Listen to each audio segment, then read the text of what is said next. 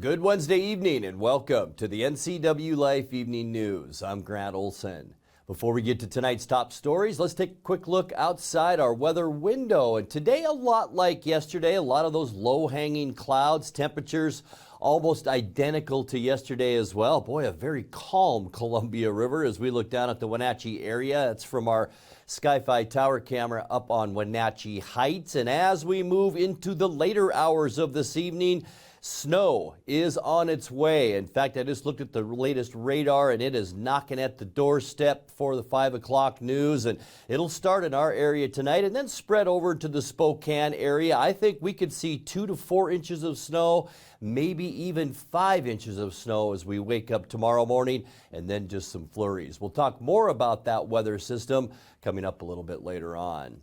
And now a few of the news stories we're following for you tonight. A vehicle fire under the West Cashmere Bridge today delayed traffic on Highway 2 and required a sizable firefighter response. Commissioner Garry Arseneault will represent the Chelan PUD after being appointed to the Policy Makers Council.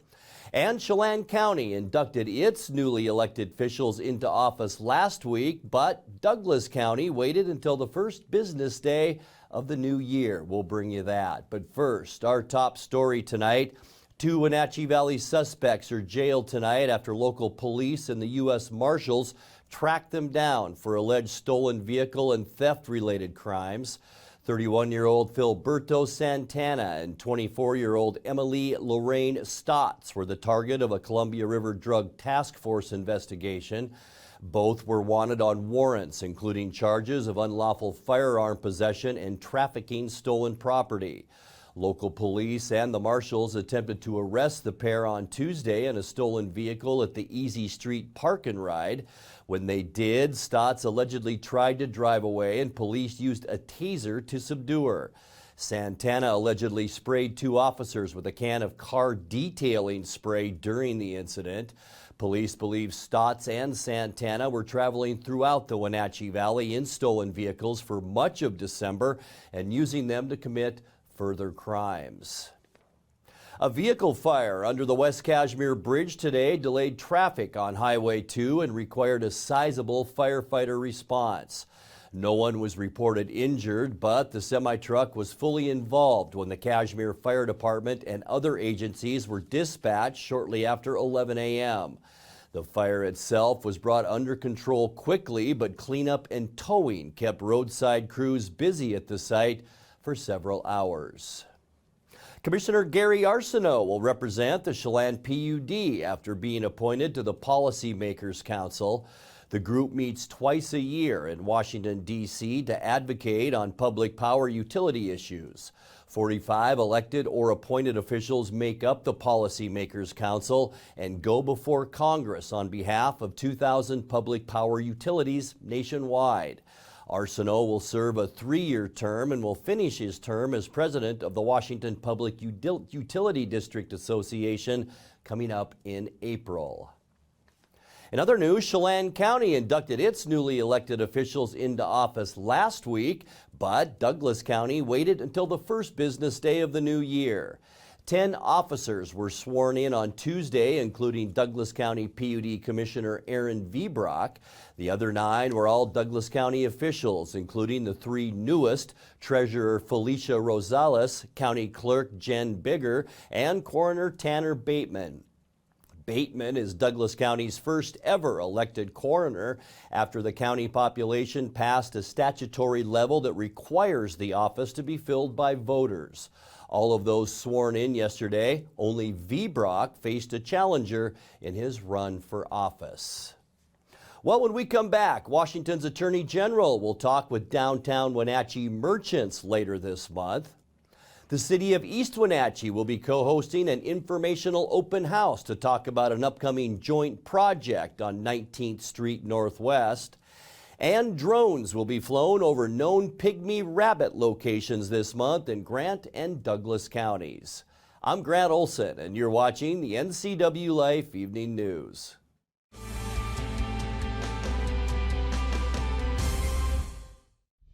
Introducing Alpine Airman. Because every home needs a superhero to eliminate poor indoor air quality, send inefficient operating equipment packing, and cut high energy bills down to size. For heating or cooling and equipment replacement, turn to the experts and the superheroes at Carrier and Alpine Air.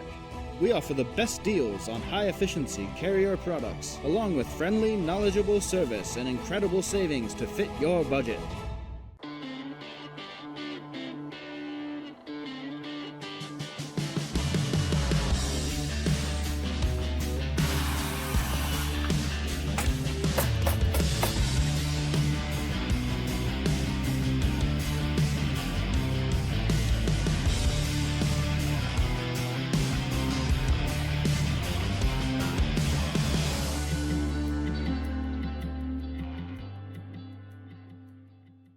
Connect with us on Networked as we introduce you to the people and organizations who are leading innovation in the region. Get inspired, engaged, and networked right here on the NCWLIFE channel. The NCWLIFE channel offers marketing packages that help you build your brand and sell your products and services. From traditional TV ads to targeted digital campaigns, let us help you build your customer base. Call NCWLIFE channel today.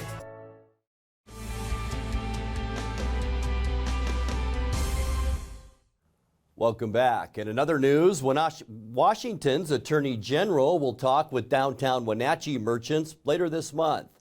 Bob Ferguson will speak at a Wenatchee Valley Chamber of Commerce luncheon talking about retail theft and other public safety issues that affect local businesses. He'll be joined by Renee Sund, president of the Washington Retail Association. Tickets are $20 for the event. Registration with the chamber is required to attend. The City of East Wenatchee will be co-hosting an informational open house to talk about an upcoming joint project on 19th Street Northwest. Participants can learn about Phase 1 roadway and stormwater improvements along 19th Street Northwest and Cascade Avenue Northwest. This project consists of the rehabilitation and widening of the roadways, including the installation of bicycle lanes and sidewalks on both sides of the street, and will improve surface water quality in the Columbia River and Sand Canyon drainage. It will also provide stormwater runoff treatment and flow control capacity over 1.3 miles of urban roadway corridor through improved conveyance and construction of a regional stormwater facility. The open house is Tuesday, January 10th from 4 to 6 p.m. at the Douglas County Public Services Building, and that's located at 140 19th Street Northwest in East Wenatchee. Drones will be flown over known pygmy rabbit locations this month in Grant and Douglas counties. The Washington Department of Fish and Wildlife will be testing the drones to determine their effectiveness for tracking pygmy rabbit distribution and numbers in snowy conditions. That, according to Washington Department of Fish and Wildlife Conservation Assessment Section Manager Taylor Colton. Flights will take place at the beginning of this month and run through March, depending on snow presence and flight conditions. You're watching the NCWLIFE Evening News. Coming up next, tonight's feature story and your complete local weather forecast. That and much more still to come on the NCWLIFE Evening News. Please stay with us.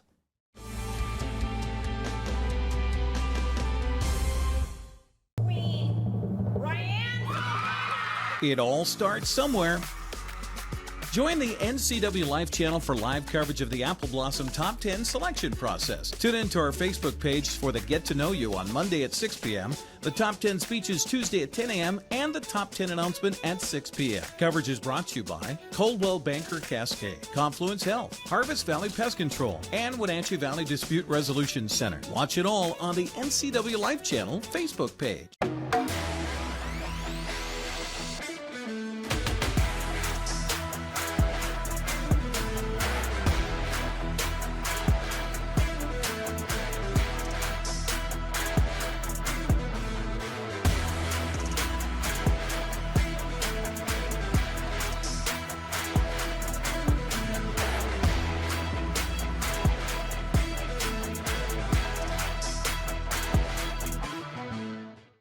Bring the whole family up to Stormy Mountain Brewing and local public house in historic downtown Chelan. Applewood smoked brisket, street-style tacos, and our award-winning barbecue rubs and sauces. Our meals pair perfectly with our exciting lineup of craft ales, made right here in Chelan. We've got room for big groups, or give us a call for catering. So grab the kids and check out the fun at Stormy Mountain Brewing and local public house located in the heart of Chelan.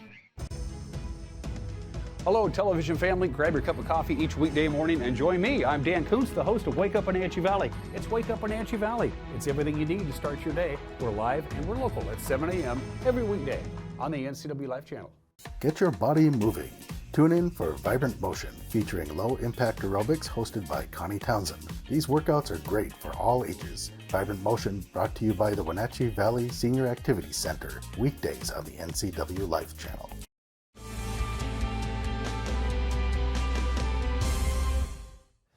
Welcome back to the NCWLIFE Evening News. As the ranking Republican on the House Capital Budget Committee, State Representative Mike Steele gets to see how much of Washington's public building projects get funded. In tonight's feature story, NCWLIFE's Jefferson Robbins asked Steele about the proposal for a regional aquatic center, which would serve several Wenatchee Valley communities, but also would need a lot of state funding, plus a public facilities district to pay for it. Well, I think there's a lot of conversations left to be had around the regional aquatic center and that approach. Of course, we of course in Chelan and Douglas counties have the original PFD that we're continuing to pay off. And so I'm a little hesitant to jump into the deep end of the pool, as it were, to create yet another credit card for our district to create this regional aquatic center. So we'll have that conversation, and I've been having that conversation with the senator, and we'll see how it goes. But as I say, I'm a little hesitant to create yet another option for taxation on our local folks. In the new 12th district, do you see competing interests? Places where Chelan might have to lose in order for Monroe to gain, that kind of thing. Are you having to balance more concerns across a broader region? That's a great question. I did indeed spend a lot of time on the other side of the Cascade Mountain Range, which is now where the new part of the district is, getting to know folks and understanding the issues. And I would say that I still represent pretty rural communities, even on the west side of the Cascade Mountain Range. And those interests are continuing to be very similar to the ones that are represented on the east side of the Cascade Mountain Range. But I would just say that, again, as the ranking member of the capital budget, you always have to have an eye to the whole of the state. And you don't always get to worry about solely your district. So I wouldn't say there's a competing interest. I think there's an opportunity for us to really look and see what the needs are and make sure that we're equitably dispersing and helping with those needs across Washington. And I've always been very clear in my role on the capital budget that I expect there is geographic diversity in the way in which we hand out these capital dollars. So I don't expect that approach to change, but I am spending a lot of time getting familiar with folks and issues on the west side of the Cascade Mountain Range. And I do think that we will develop a district that is complementary across the whole of the 12th. And working with my seatmates, I'm sure we'll accomplish what we need to make sure everybody gets what they need.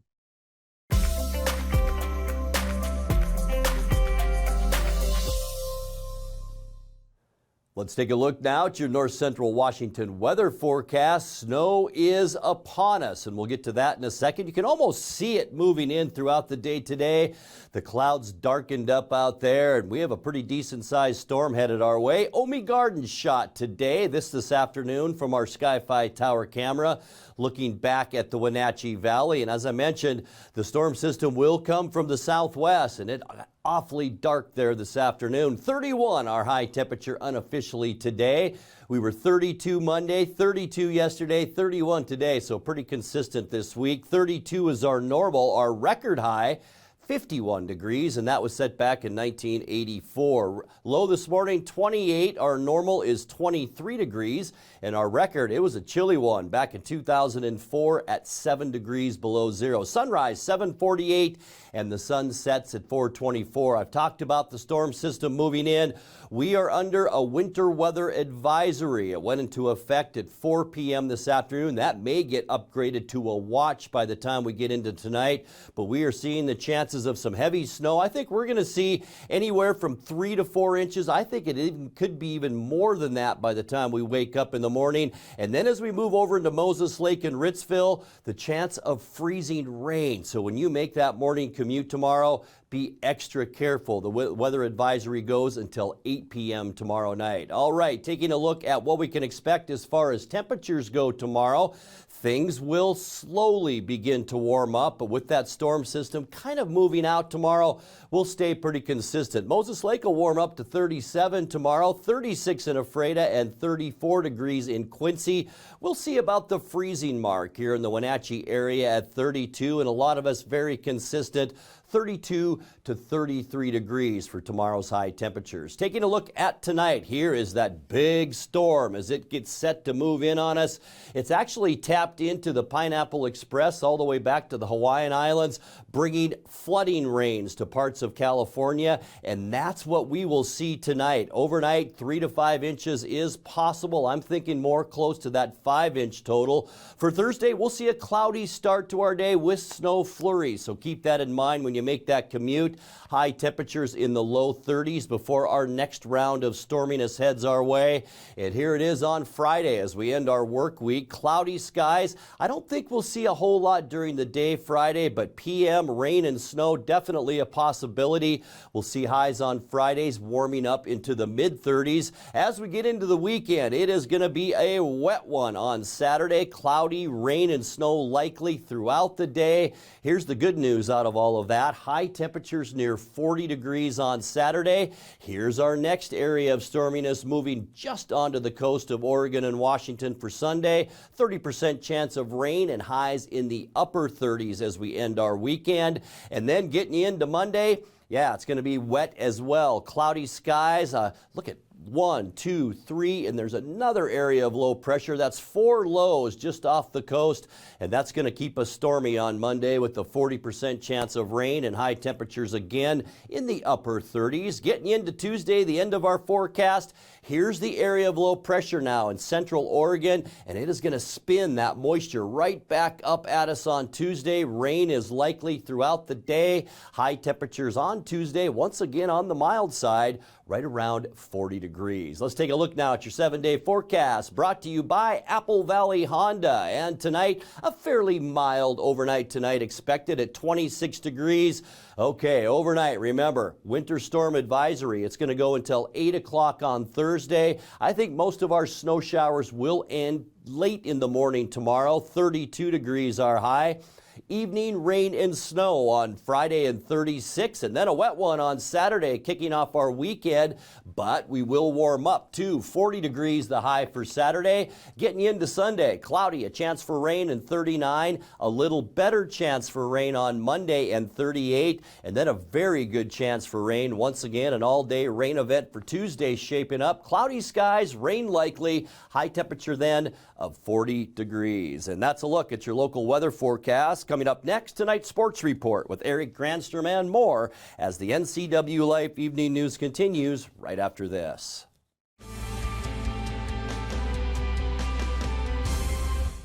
NCWLIFE Channel is your home for local sports with the Wenatchee Panthers and East Mont Wildcats right here.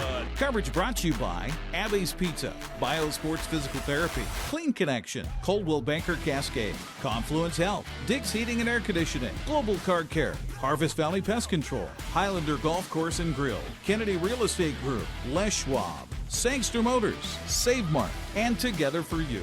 Follow all the action right here on the NCWLIFE Channel. At D.A. Davidson in Wenatchee, they believe your investment success begins with a personalized plan. A plan that is the roadmap you need to navigate your way to living your best years in retirement. D.A. Davidson can help you create a plan so you can take the time to enjoy the finer things in life. Let the financial advisors at D.A. Davidson help chart your retirement future today. News, weather, and sports. It's all here weekdays at 5, 6, and 10 on your local news source, the NCWLIFE Channel.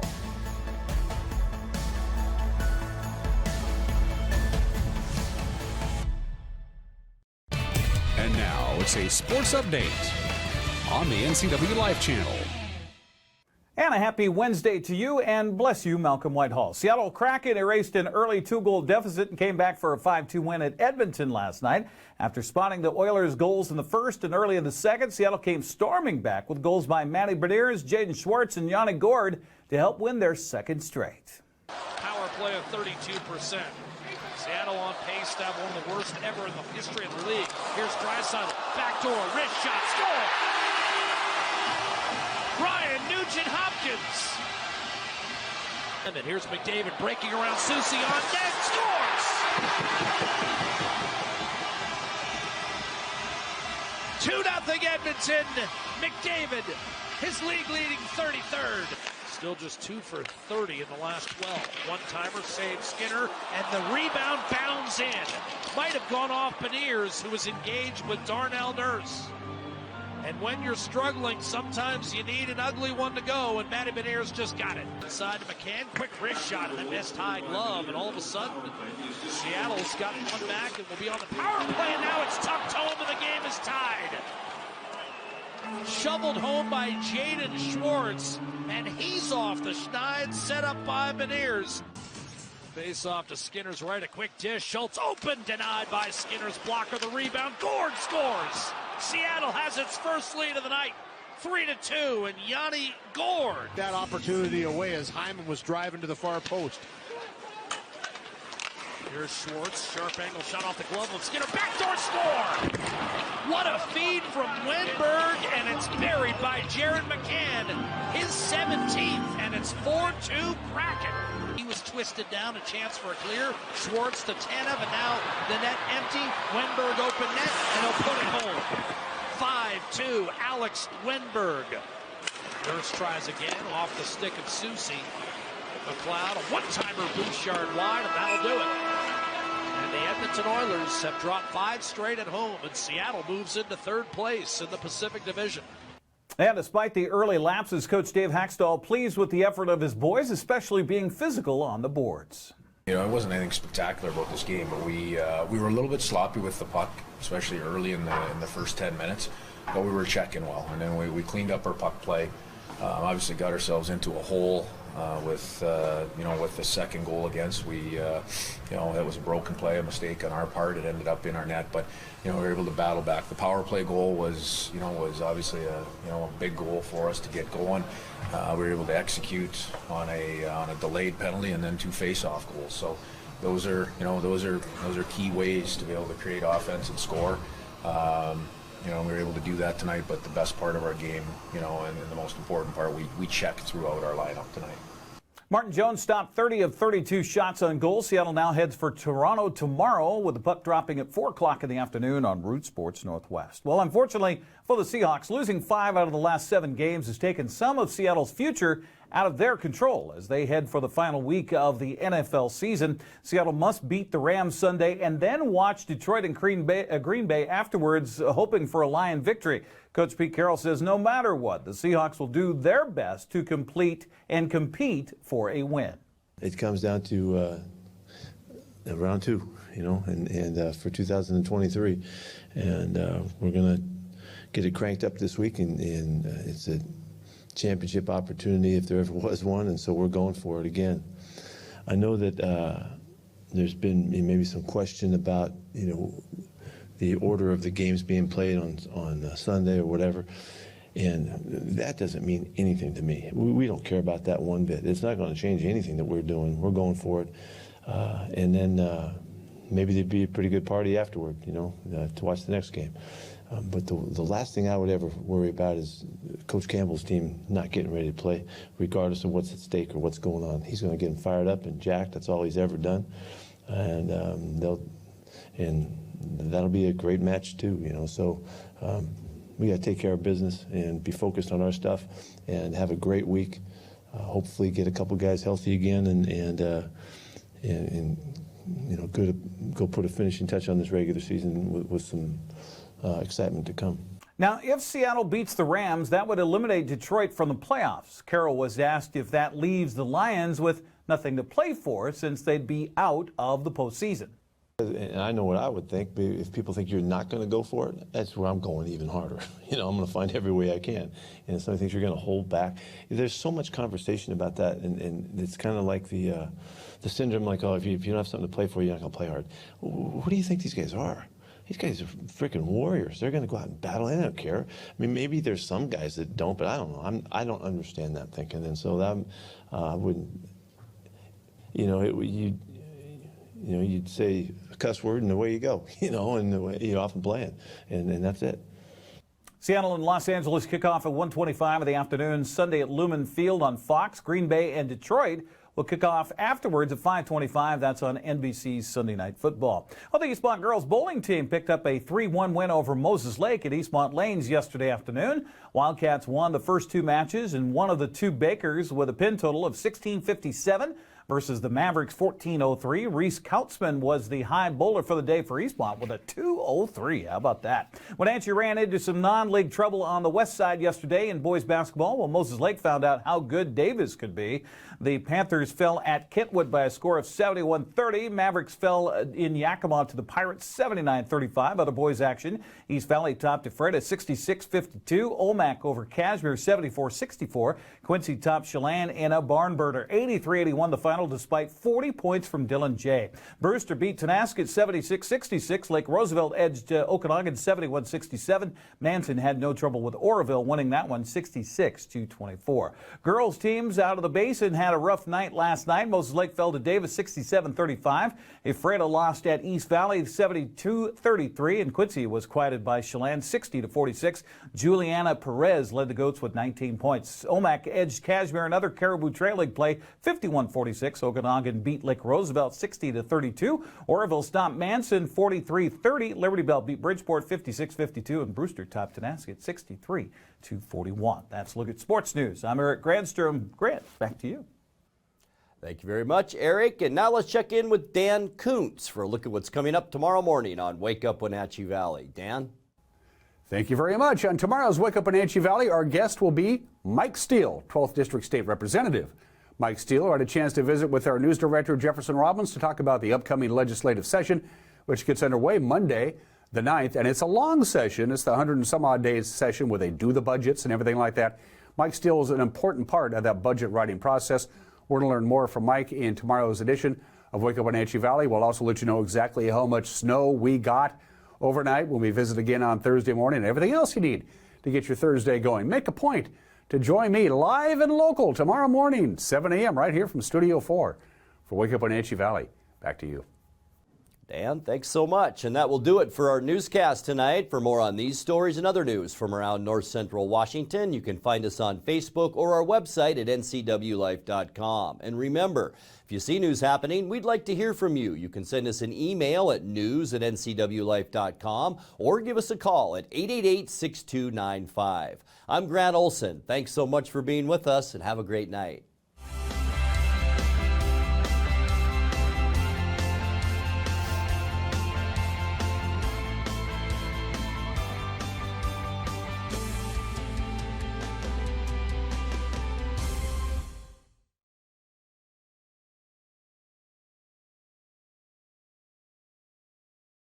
News, weather, and sports. It's all here weekdays at 5, 6, and 10 on your local news source, the NCW Life channel.